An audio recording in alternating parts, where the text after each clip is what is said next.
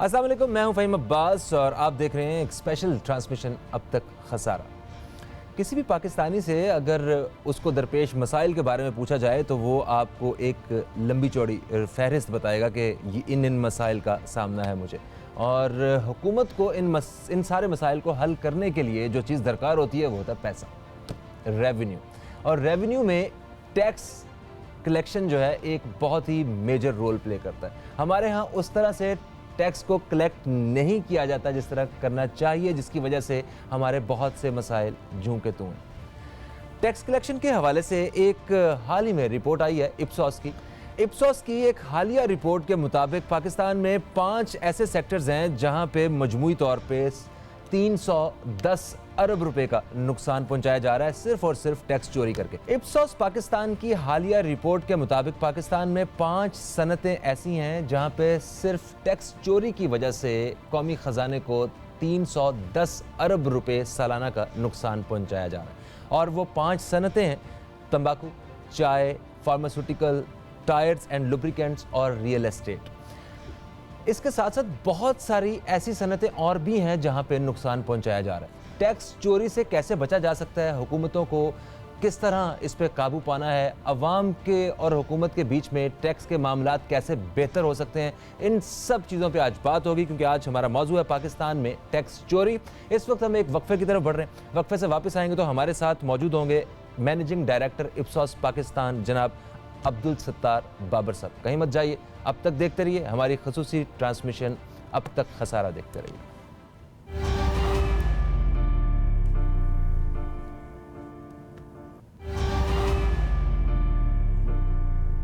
Welcome back, मैं हूं फ़हीम अब्बास और आप देख रहे हैं अब तक खसारा, और हमारा मौजू है पाकिस्तान में टैक्स चोरी। हमारे साथ मौजूद हैं जनाब अब्दुल सत्तार बाबर साहब जो कि मैनेजिंग डायरेक्टर हैं इप्सॉस पाकिस्तान के।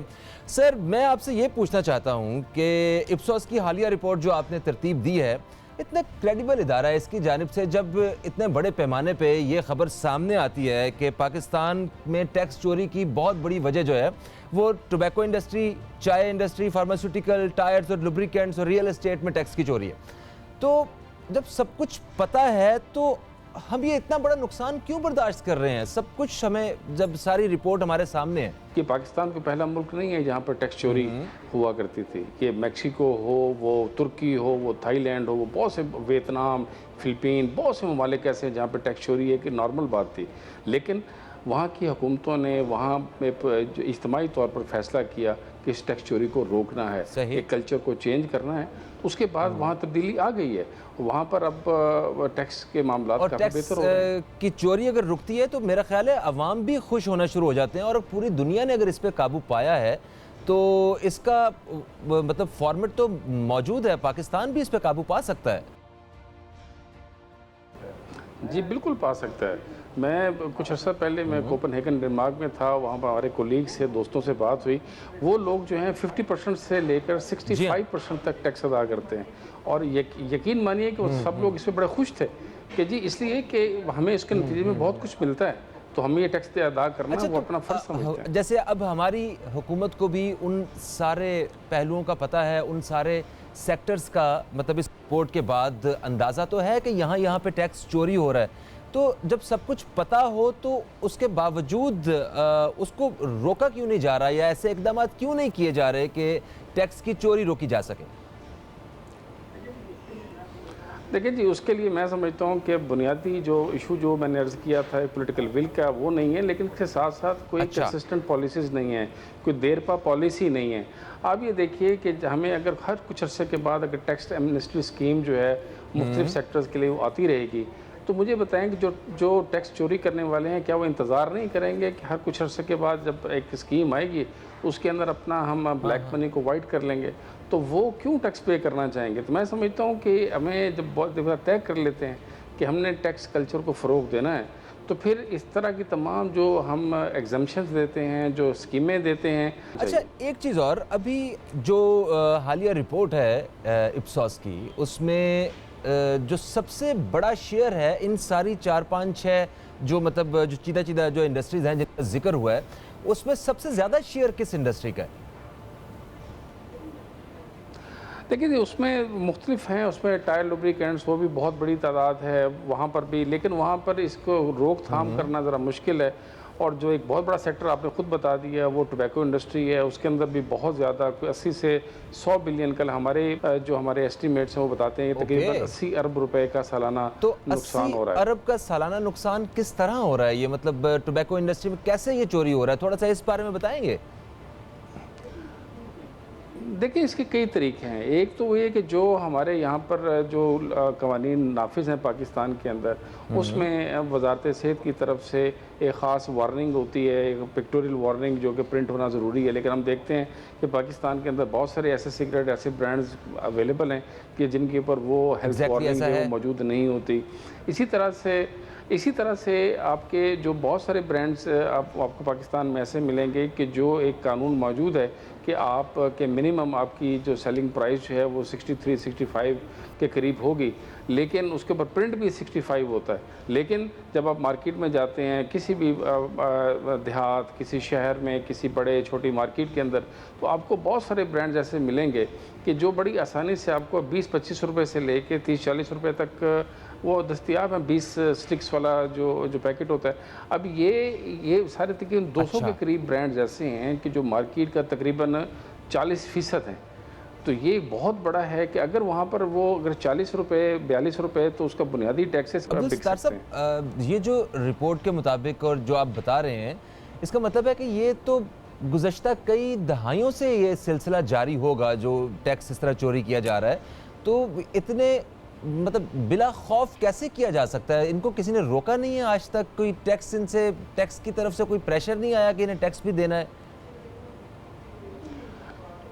देखिए जी, कवानीन मैं समझता हूँ वो तो मौजूद हैं, और स्पेशली जब हम टोबैको इंडस्ट्री की बात करेंगे तो वहाँ पर तो इंतहाई वाज़ेह बड़े एलेबोरेट लॉज, SROs और वहाँ पर चीज़ें मौजूद हैं।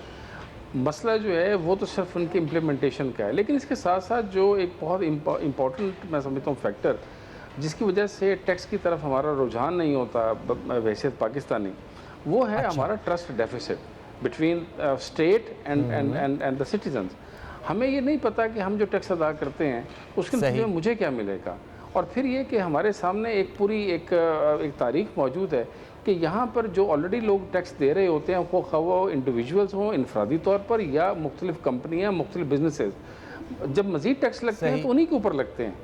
हम यहाँ पर जो मज़ीद जो अफराद हैं उनको टैक्स नेट के अंदर नहीं लेके आने की कोशिश कर रहे, ना हम जो है वो मुख्तलिफ नए जो बिजनेसेस हैं, बहुत सारे बिजनेस ऐसे हैं पाकिस्तान में जो कैश पे चल रहे हैं। मैं समझता हूँ कि इस कैश ट्रांजैक्शन को जो है हमें डिस्करेज करना चाहिए। ज़्यादा से ज़्यादा डॉक्यूमेंटेड इकॉनमी होनी चाहिए जो कि मुमकिन इसी तरह होगी कि जब हम इसको बैंकिंग चैनल के ज़रिए या प्लास्टिक मनी या क्रेडिट कार्ड वगैरह या डेबिट कार्ड के जरिए। अब्दुल सत्तार साहब हमारे साथ रहिएगा, अभी एक वक्फे की तरफ हम लोग बढ़ रहे हैं, वक्फे से वापस आ तो ये टैक्स कलेक्शन के हवाले से हमें ज़रा मज़ीद बात करनी है कि किस तरह इस पूरे सिस्टम को बेहतर बनाया जा सकता है, किस तरह जो है वो टैक्स के निज़ाम में चोरी जो है इसको रोका जा सकता है। मज़ीद बातचीत का सिलसिला जारी रहेगा, कहीं मत जाइए, अब तक खसारा देखते रहिए।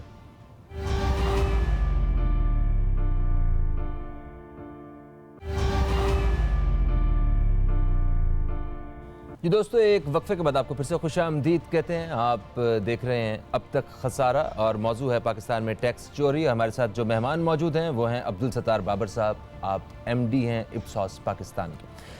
अब्दुल सत्तार साहब, वक्फे से पहले आपसे बात हो रही थी, आपने जिक्र किया अनडॉक्यूमेंटेड इकोनॉमी के हवाले से। मैं चाहता हूँ थोड़ा सा ज़रा इस बारे में डिटेल से बताइए कि ये क्या है, अनडॉक्यूमेंटेड इकोनॉमी क्या है और इसको डॉक्यूमेंटेड कैसे किया जा सकता है? देखिए जी, ये अनडॉक्यूमेंटेड इकोनॉमी, इसके बहुत से नाम हैं। इसको इलिसिट ट्रेड भी कहा जाता है, इसको हम 2 नंबर जो है तजारत भी कहते हैं। आप ये देखिए कि जब हम कोई भी चीज़ ख़रीदने जाते हैं तो वहाँ पर हमें सिर्फ ओरिजिनल अपने जो ब्रांड या जो चीज़ लेना चाहते हैं उसके साथ साथ हमें कितने दस्तियाब होते हैं जो उनके रेप्लिका होते हैं। वो आपके ब्रांडेड आपके क्लोथिंग हो, वो आपके इलेक्ट्रॉनिक्स हो, वो आपके शैम्पूज़ और आपके सिगरेट के ब्रांड्स हों, कोई भी चीज़ हो, तो आपको पता ही चलेगा कि उसके अंदर 2 नंबर और 3 नंबर और 4 नंबर जो हैं वो चीज़ें मौजूद होती हैं। और फिर इसके साथ साथ ये कि जो इस वक्त हम जब भी कोई चीज़ ख़रीदने जाते हैं तो हमें उसकी जो रसीद मिलती है वो पक्की रसीद नहीं मिलती। और फिर वो उन सब, तो ये तमाम चीज़ें, ये सारी जो हम ट्रांजैक्शंस रोज़ाना अपनी ज़िंदगी में करते हैं, वो सब की सब जब वो कहीं पर रिकॉर्ड नहीं होंगी, इन सब का मजमूई हुजम जो है उसके बारे में मुख्तलिफ एस्टिमेट्स इकोनॉमिस्ट देते हैं। कुछ लोग कहते हैं कि ये 25% से ज़्यादा है, कुछ लोग कहते हैं ये आधी से ज़्यादा है। तो ये एक बहुत बड़ा ये पैरेलल इकोनॉमी है कि अगर वो डॉक्यूमेंट हो जाए तो उसका काफ़ी फ़ायदा होगा कि हम वो उसको अपने एक मेन स्ट्रीम इकोनॉमी के अंदर ला सकते हैं। जिक्र किया कि यहाँ पे हर चीज़ की कॉपी जो है वो आसानी से मिलती है, ये बात सही है। अभी मतलब कपड़े वगैरह लेने जाते हैं या कोई भी चीज़ लेने जाएं, उसमें आपको उसी ब्रांड से या उससे मिलते जुलते ब्रांड के साथ एक पूरी फहरिस्त मिल जाती है कि आपको कौन सी चीज़ इसमें से पसंद करनी है। क्या टोबैको इंडस्ट्री में भी ऐसा ही है? यहाँ भी क्या 2 नंबर और 3 नंबर, 5 नंबर, 10 नंबर सिगरेट्स मिलते हैं? जी, मिलते हैं। मैं समझता हूँ कि इसके अंदर बहुत सारे वो ब्रांड्स भी मिलते हैं जो दुनिया भर में प्रोड्यूस होते हैं, वो अपने अपने मुल्कों में वो उसको बेच नहीं पाते, वहाँ से वो उसको स्मगल करके पाकिस्तान में वो आते हैं, एक वो बड़ा हिस्सा है। लेकिन इसके साथ साथ जो मैंने अर्ज़ किया कि जो सबसे बड़ा जो प्रॉब्लम है वो हमारी लोकल प्रोडक्शन ऑफ सिगरेट्स है, कि जिसके ऊपर जो हुकूमत की तरफ से आयदशुदा जो ड्यूटीज़ हैं और जो जीएसटी वगैरह है वो अदा नहीं किया जाता। और जैसे मैंने अभी अर्ज़ किया कि वो तकरीबन 40% है मार्केट का। और ये मैं यहाँ पे ज़रूर अब बताना चाहूँगा आपको कि सिगरेट प्रोडक्शन जो है वो कोई कॉटेज इंडस्ट्री नहीं है। आपने अगर स्टिक्स अगर आपने पैकिंग करनी है तो इसके लिए आपको एक प्रॉपर सेटअप चाहिए। ये मुमकिन नहीं है कि जिसके अंदर पैकेजिंग का, जिसके अंदर आपकी इसकी रैपिंग का मटेरियल चाहिए, इसके लिए आपको कट टोबैको का एक इंतज़ाम चाहिए। तो ये किसी गली मोहल्ले के अंदर नहीं हो सकता। तो इनकी आइडेंटिफिकेशन जो है बहुत आसान है कि ये मैन्युफैक्चरर्स कौन है, पहली बात। दूसरी बात ये कि जब आप मार्केट में इस तरह के ब्रांड जो आपको जो मुकर्रर हद है उससे कम में अगर अवेलेबल हैं, तो 2005 से हमारा लॉ है, जो भी लिखी हुई प्राइस होगी इससे कम अगर कोई बेचेगा तो ये काबिल सज़ा जुर्म है। लेकिन मज़े की बात ये है कि अब मतलब इस पर तो अमल दरामद नहीं हो रहा। तो ये सारे मिलाकर हम कह सकते हैं कि टोबैको इंडस्ट्री को ट्रैक करना कि यहाँ पर ये जो टैक्स अदा नहीं करने वाले ब्रांड्स और कंपनियाँ कौन सी हैं वो निस्बतन आसान है। सही सर, देखिए बहुत सारे सेक्टर्स ऐसे हैं जहाँ पे टैक्स चोरी को रोकना है, ठीक है। तो हम स्पेशली अभी अगर टोबैको सेक्टर की बात कर रहे हैं तो टोबैको सेक्टर्स के जितने भी लोग हैं ये कोई हज़ारों में तो नहीं है। मेरा ख्याल है कि कुछ सैकड़ों में इसके नंबर्स होंगे। उन सबको मतलब पकड़ा जा सकता है, इनसे बाकायदा एक टैक्स वसूल किया जा सकता है। जी बिल्कुल किया जा सकता है। और ये अब अपने कि हमें इन तक पहुंचना कदरे आसान है। और ये सिर्फ हमें एक जो शुरू मैंने अर्ज़ कर दिया था कि पॉलिटिकल विल की ज़रूरत है कि हम इस पर को तय कर लें और हम पर इस पर अमल दरामद करें। तो ये मुमकिन है और बहुत जल्द मुमकिन है। अच्छा, आपने एक चीज़ और भी बताई थी, मैं वो उस बारे में भी तो कुछ जानना चाहता हूँ। जैसा कि आपने कहा था कि हुकूमत टैक्स का जो बोझ है वो उन्हीं लोगों पे बार बार डाल रही है जो ऑलरेडी टैक्स दे रहे हैं। नए टैक्स देने वाले लोग, ऐसे लोग जो टैक्स नहीं दे रहे, उन लोगों से टैक्स कलेक्ट करना जो है ये एक बहुत बड़ा टारगेट है। इस हवाले से कुछ गाइड कीजिए। देखिए, मैं समझता हूँ कि अगर हमने टैक्स नेट में लोगों को लेके आना है तो पैसे मैंने अर्ज किया कि पहले तो हमें सबसे उनके अंदर ही एतमाद पैदा करना है कि हम आपका पैसा सही महफूज हाथों में है और हमें उसके ऊपर उसका सही तरह से इस्तेमाल करेंगे। उसके लिए ट्रांसपेरेंसी होनी चाहिए। दूसरी बात यह कि हमें जो टैक्स पेयर हैं वो बेशक अफराद हों या बेशक वो मुख्तलिफ कंपनियाँ या कारोबारी इदारे हों, हमें उनको रिकग्नाइज भी करना चाहिए, हमें उनको अप्रिशिएट भी करना चाहिए और उसके साथ साथ उनको कुछ प्रिविलेजेस देनी चाहिए जो नॉन टैक्स पेयर को ना हो। मैं अगर टैक्स पेयर हूँ पिछले 25 साल से, तो मेरे पास वो कोई प्रिविलेजेस ऐसी नहीं है कि जो मैं एंजॉय कर सकता हूँ। तो मैं कैसे फ़ख्र से बता सकता हूँ कि देखें मैं टैक्स पेयर हूँ तो मुझे ये फ़ायदा है। सही, आपसे बातचीत का सिलसिला जारी रहेगा, आप हमारे साथ लाइन पे रहिएगा। दोस्तों, एक वक्फे का वक्त है और एक वक्फे के बाद आपकी खिदमत में दोबारा हाजिर होंगे। कहीं मत जाइए, देखते रहिए अब तक खसारा।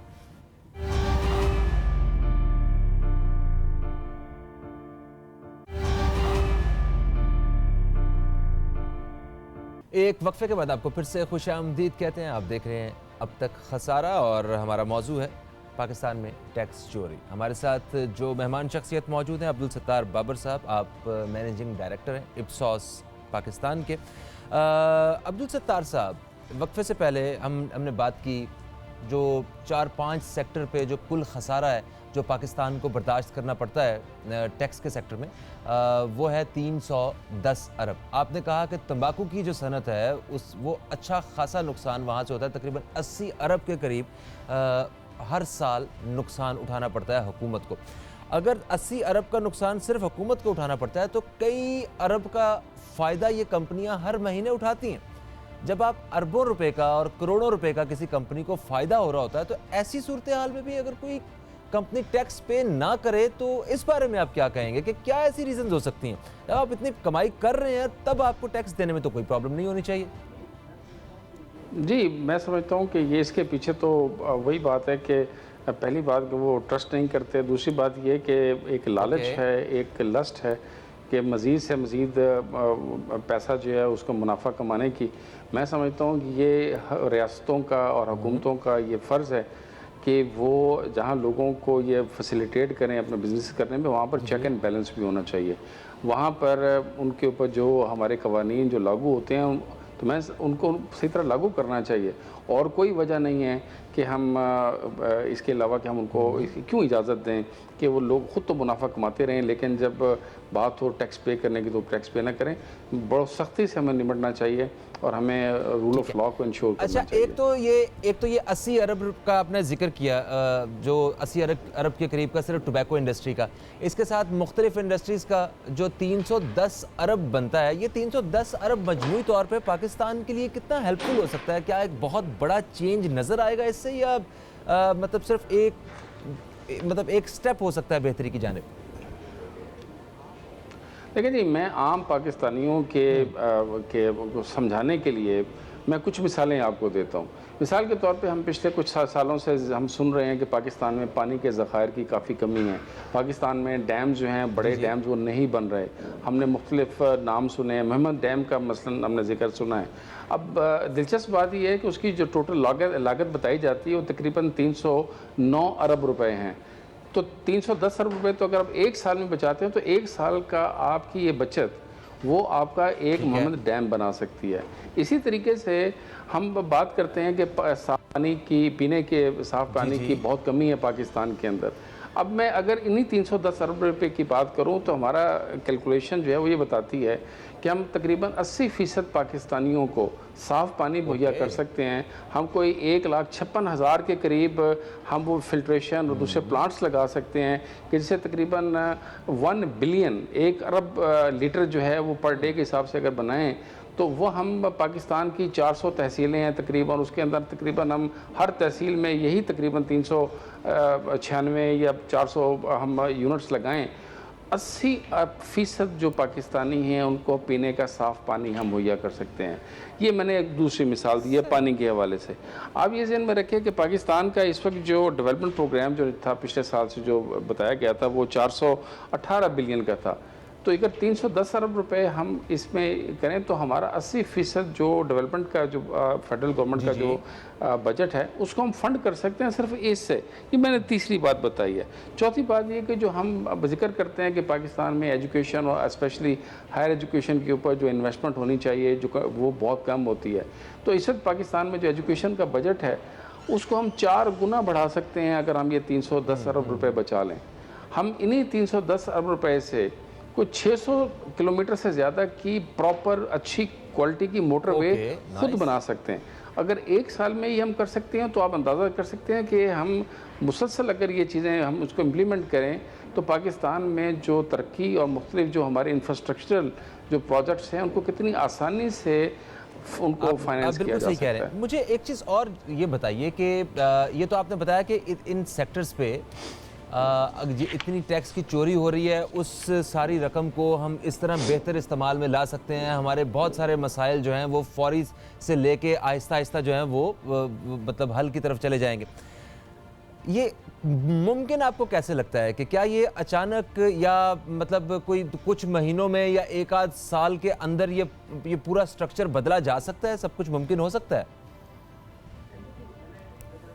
जी, मैंने जैसे अर्ज़ किया कि यहाँ पर जो कानून साजी की ज़रूरत तो जो थी वो कई साल पहले से पूरी हो चुकी है। असल बात है उसका इतलाक, उसका सही ठीक मानों है। में उसको इम्प्लीमेंट करना। मैं आपको मिसाल दूंगा, ये वाली जो मिनिमम जो आपके प्राइसिंग की जो हमने एसआरओ जो था कि जिसमें आपने बताया था कि 42 रुपये से लेके 130 तक आप एक्साइज ड्यूटी वगैरह देते हैं। आप अंदाज़ा लगाइए कि इसके ऊपर जुर्माना जो है 2005 से हमारे हाँ। पाकिस्तान में लॉ मौजूद है कि अगर इससे कम में कोई बेचेगा तो उसको उस पे मुकदमा होगा, उसके ऊपर जुर्माना होगा शायद 20,000 रुपये। मेरी इतला के मुताबिक, मेरे इल्म के मुताबिक पाकिस्तान में इन कवानीन को बने हुए कई साल गुजर चुके हैं, अभी तक पूरे पाकिस्तान में कोई एक मुकदमा जो है दर्ज नहीं हुआ, कोई गिरफ्तारी नहीं हुई। तो अगर आप एग्जाम्पली जो हैं वो देंगे, और फिर दोनों एंड पे, एक है जो मैन्युफैक्चरर्स हैं वहाँ पर आप इम्प्लीमेंट करें, दूसरा ये कि जो रिटेल साइड के ऊपर अगर आपको ये बेकायदगियाँ नज़र आती हैं तो वहाँ पर लोगों को पकड़ें, वहाँ पर आप उनको गिरफ्तार करें। हमें जब ये तो सुनने में आता है कि हमने इतने जो हैं मुख्तलिफ कार्टन पकड़ लिए हैं, इतने सिगरेट्स हमने जब्त कर लिए हैं, लेकिन ये आपने नहीं सुना होगा कि इतने लोग गिरफ्तार हो गए हैं और इनको इतना जुर्माना हुआ है। फिर इसके साथ साथ मैं समझता हूँ कि ये जहाँ तक रूल ऑफ लॉ के साथ साथ एजुकेशन की भी ज़रूरत है। मैं ये समझता हूँ कि लोगों शऊर बेदार करने की ज़रूरत है। एक अवेयरनेस और शऊर पैदा करने के लिए हमें एक प्रॉपर मीडिया कैंपेन की ज़रूरत है। इसके साथ साथ हमें जो टैक्स के बारे में जो हमारे जो लॉज हैं इसकी तशहीर जो उसको भी लोगों को बताना चाहिए कि इससे कम में अगर आपको मिले तो आपको उसके बारे में पूछना चाहिए कि आप कैसे बेच रहे हैं। अच्छा, मैं आपसे जो नेक्स्ट क्वेश्चन करना चाहता हूं वो ये है कि हुकूमत को अगर टैक्स की चोरी रोकनी है, और जिन सेक्टर्स का जिक्र अभी हम कर भी रहे हैं, और जो इप्सोस की जो रिपोर्ट है उसके मुताबिक भी अगर वो टोबैको इंडस्ट्री से शुरू किया जाए तो क्या ये हुकूमत के लिए भी ज़्यादा आसान नहीं है? बिल्कुल आसान है। मैं समझता हूँ कि इसमें तो हमारे प्राइम मिनिस्टर साहब ने ख़ुद भी पिछले दिनों काबीना के एक सेशन में ये कहा था, उनके मीटिंग में कि इस पर अपने तहफ़्फ़ुज़ात का इजहार किया था। मैं समझता हूँ कि उनको इसके ऊपर फौरी तौर पर अमल करवाने का हुक्म देना चाहिए और उसको इंश्योर करना चाहिए कि बिल्कुल सही। हमारे पास वैसे वो एक क्लिप भी मौजूद है जो अभी वज़ीर आज़म पाकिस्तान 16 मार्च को बड़े बबांगे दुहल जो है वो ऐलान किया है टोबैको इंडस्ट्री के हवाले से। आइए चल के ज़रा वो देखते हैं। मैं आपको एक बड़ी इंडस्ट्री के अंदर इन्वेजन की बात कर रहा हूँ। जो सिगरेट की इंडस्ट्री है उसमें जो 98% टैक्स वो सिर्फ 2 कंपनीज देती हैं, बाकी जो 40% सिगरेट बिकता है उसके ऊपर टैक्स ही नहीं दिया जाता। तो ये जब तक ट्रैक एंड ट्रेस सिस्टम नहीं आता हम ये टैक्स इवेजन रोक नहीं सकते। और क्योंकि हम इतने बड़े बड़े लोगों की जो टैक्स इवेजन है वो नहीं रोक सकते, पावरफुल सेक्टर्स की, उसका नतीजा ये है कि इनडायरेक्ट टैक्सेस लगाने पड़ते हैं जिससे महंगाई होती है, जिससे कीमतें बढ़ती हैं। किसी की जाती नहीं, मुल्क को अरबों रुपए का नुकसान है और वो इवेंचुअली अवाम को पैसा देना पड़ता है महंगाई के जरिए। जी, अभी दोस्तों आपने क्लिप देखी है, अब्दुल सत्तार साहब हमारे साथ हैं। अब्दुल सत्तार साहब, आप क्या समझते हैं कि इस क्लिप के बाद, ये जो अभी हमने देखा है, इसके बाद जितने भी फैसला साज हैं और जितने मुतल्लिका इदारे हैं उनको कुछ फैसला कुन रवैया अख्तियार करने की ज़रूरत नहीं है? जी बिल्कुल, मैं समझता हूँ कि जो प्राइम मिनिस्टर साहब ने जो भी इस क्लिप में आप बता रहे थे, इसका मतलब है कि उनको इस सारे मसाइल का मुकम्मल इदराक सही कैसे मौजूद है। इसके लिए किसी नई रिपोर्ट की या किसी नई तहकीक की ज़रूरत नहीं है। इसका मतलब है कि अगर उनको पता है कि ये मसाइल ऐसे हैं तो फिर जो मुतल्लिका इदारे हैं, मुतल्लिका वजारतें हैं, उनको अपना एक रोल प्ले करना चाहिए और प्राइम मिनिस्टर साहब की इस विजन को पे मुकम्मल अमल दरामद करते हुए हमें इस टैक्स चोरी को रोकना अच्छा, मौजूदा जो हुकूमती स्ट्रक्चर है, मतलब जो हुकूमत है, इससे कितनी तवक्कुआत हैं कि क्या अगर ये हुकूमत चाहे तो इस काम को एक भरपूर स्ट्रेंथ के साथ कर सकती है? जी बिल्कुल कर सकती है। देखें, इस वक्त इनको हम जहाँ पर ये मुख्तलिफ मसाइल हैं वहाँ पर अब मौजूदा जो PTI की हुकूमत है वो KPK के अंदर भी है, पंजाब के अंदर भी है और हमारे यहाँ पर तो तमाम जहाँ पर हुकूमतें मौजूद हैं, इनके अपने इदारे मौजूद हैं। तो मैं ये समझता हूँ ये सारा काम अच्छा, चलिए अब प्रोग्राम अपने इख्तितामी मराहिल की तरफ आ रहा है। मैं आपसे ये पूछना चाहूँगा, कुछ थोड़ा सा इस हवाले से रहनुमाई चाहूँगा कि कभी कभी ऐसा भी होता है कि हमारे यहाँ पे जो इंडस्ट्रीज़ हैं, अगर वो अगर टैक्स नहीं दे रही हैं तो वो सर्वाइव कर रही हैं। जो टैक्स का जो बोझ उन पे पड़ेगा तो बहुत कुछ बंद भी हो जाएगा। तो ऐसी सूरत हाल में कोई ऐसा बीच का रास्ता कि वो टैक्स भी मिलता रहे और इंडस्ट्रीज भी जो है वो ग्रो करती रहें, ऐसी विन विन सिचुएशन के बारे में क्या कहेंगे आप? उनको अगर ये जो गैर मियारी चीज़ें वो बंद करनी ही पड़ेंगी, बंद सही करनी चाहिए। मैं समझता हूँ कि अगर टैक्स वो बंद ही करनी पड़ेंगी और हमें इसके बारे में कोई परेशानी नहीं होनी चाहिए। बिल्कुल, जो गैर मियारी चीज़ें हैं उन्हें बंद ही करना पड़ेगा। मगर जैसे जो दूसरी प्रोडक्ट्स हैं टोबैको सेक्टर के अलावा, उनके बारे में क्या कहेंगे? नहीं, वहाँ पर मैं समझता हूँ कि आप अगर उस अपनी कोई चीज़ को कम पैसों पर अगर बेचना चाहते हैं तो ज़रूर बेचिए। अगर गरीब की पहुँच तक वो चीज़ें आ सकती हैं तो बहुत अच्छी बात है, लेकिन उसमें दो नंबरी नहीं होनी चाहिए। वो उसमें टैक्स की शरह जो है उसको आप कम कर सकते हैं, लेकिन टैक्स अदा करना चाहिए। अच्छा, जो प्राइस किसी भी प्रोडक्ट के ऊपर लिखी होती है उस पे चीज़ ना मिलने से कितना एक तवाज़ुन ख़राब होता है, ज़रा उस बारे में भी थोड़ा सा आगाह कीजिएगा। लेकिन ये वाली जो कीमत फ़रोख्त जो होती है बड़े वाज़ेह अंदाज में लिखना, ये कानूनी ज़रूरत है और हमारे जितने भी सार्फिन हैं उनको ये इंश्योर करना चाहिए कि जो प्राइस लिखी हुई है वो क्या हम वही अदा कर रहे हैं या उससे ज़्यादा अदा कर रहे हैं। सर, इस रिपोर्ट से टैक्स चोरी की क्वांटम की जो तस्वीर उभर के सामने आ रही है उसको रोकने के लिए 3 बड़े इकदाम क्या होने चाहिए? मतलब ख़ास तौर पे सिगरेट की सनत के गैर कानूनी सेक्टर के हवाले से टैक्स चोरी को कैसे रोका जा सकता है, ज़रा थोड़ा इस बारे में बताइएगा। देखिए, जो हम थोड़ी देर पहले भी बात कर चुके हैं कि असल चीज़ जो है वो कवानीन की तैयारी नहीं है, बल्कि उनका सही मानों में अमल दरामद करना है। उसके ऊपर जितने कवानीन मौजूद थे वो तो पहले से हैं, लेकिन अनफॉर्चुनेटली 2005 से ये कानून मौजूद है कि अगर लिखी हुई प्राइस से वो कम बेचेगा तो वो उसके खिलाफ सज़ा, उसको मुकदमा दर्ज हो सकता है। पिछले 4-5 साल से ये भी मौजूद है कि अगर इस 63 रुपये से कम की कोई होगी तो वो भी जो है मुकदमा दर्ज हो सकता है। लेकिन आप मेरे इल्म के मुताबिक कोई एक भी ऐसा वाक़या नहीं है कि जहाँ पर ये मुकदमा दर्ज हुआ हो या कोई गिरफ्तार हुआ हो। तो रूल ऑफ लॉ जो है वो होना चाहिए। ये एक तो है ये रिटेल सेक्टर के ऊपर कि जहाँ पे मार्केट के अंदर हम इसको इंश्योर करना चाहिए। दूसरा, इन कवानीन का इतलाक़ जो है वो हमें करना चाहिए जो इसकी मैन्युफैक्चरिंग फैसिलिटीज़ हैं, जहाँ पे सिगरेटें बन रही हैं वहाँ पर हम जो है वो इलेक्ट्रॉनिक और डिजिटल मॉनिटरिंग कर सकते हैं कि जितनी भी वहाँ से जो प्रोडक्ट जो है वो निकल रही है उसके ऊपर टैक्स अदा किया गया या नहीं किया गया। तो मैं समझता हूँ कि जो प्राइम मिनिस्टर साहब ने जिक्र किया था कि हमें इसके डिजिटल ट्रैकिंग जो है वो करनी चाहिए ताकि हम इसकी टैक्स चोरी को रोक सकें। लेकिन इसके साथ साथ हमें, मैं समझता हूँ कि तीसरा कदम जो बहुत ज़रूरी है वो है कि आवाम के अंदर इसमें शऊर उजागर करना चाहिए। उनकी आगाही के लिए एक बाकायदा मीडिया कैंपेन होनी चाहिए जहाँ पे हम लोगों को बताएं कि जो सिगरेट जो है वो तो वैसे ही नुकसानदेह है, लेकिन अगर आप गैर मियारी सिगरेट पिएंगे तो ये कितना ज़्यादा नुकसानदेह कितना हो सकता है। उसके लिए हमें लोगों को बताना चाहिए कि अगर आप कम चीज़ें पे करेंगे तो ये मुनासिब नहीं होगा। अगर ये सिगरेट की सनत की चोरी, जो टैक्स की चोरी है, इसके साथ साथ बाकी जितनी भी सनतें हैं वहाँ पे जो चोरी हो रही है टैक्स की, इसको अगर फौरी तौर पे नहीं रोका जाता है तो ये सारा हमें किस मामलात की तरफ और किस नुकसान की समत में ये सब कुछ लेके जा सकता है? कि अगर हम इस चीज़ों को फौरी तौर पर नहीं रोकते तो एक्चुअली अब हम, जैसे हमने शुरू में जिक्र किया था कि पहले ये खसारा जो नुकसान जो था टैक्स चोरी का सिर्फ सिगरेट इंडस्ट्री के अंदर वो 40 से 50 अरब रुपए का एस्टीमेट था, बढ़ते बढ़ते वो 60 से 70 हुआ। अब हमारा मौजूदा जो एस्टीमेट है वो बताता है कि 80 अरब रुपए के करीब पहुंच चुका है। तो इसी हिसाब से आप देख लें अगले आने वाले सालों में अगर सिर्फ इस एक इंडस्ट्री में हर साल 10 से 20 अरब रुपए का नुकसान हो रहा है तो तमाम सेक्टर्स की अगर हम बात करेंगे तो शायद हर साल जो है 200 से 300 अरब रुपए का मज़ीद नुकसान करते चले जाएंगे।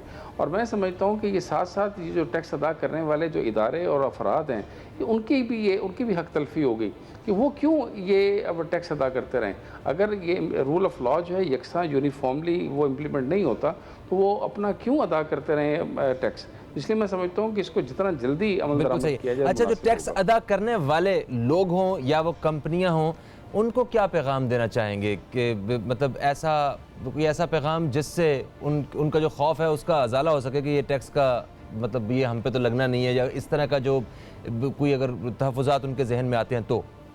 आप जो टैक्स ऑलरेडी अदा कर रहे हैं, मैं समझता हूँ कि हमें उनको अप्रिशिएट करना चाहिए और हमें बताना चाहिए कि ये मुआशरे के अंदर अपना एक मुस्बत किरदार अदा कर रहे हैं और इनको ये किरदार और जो नहीं अदा कर रहे हैं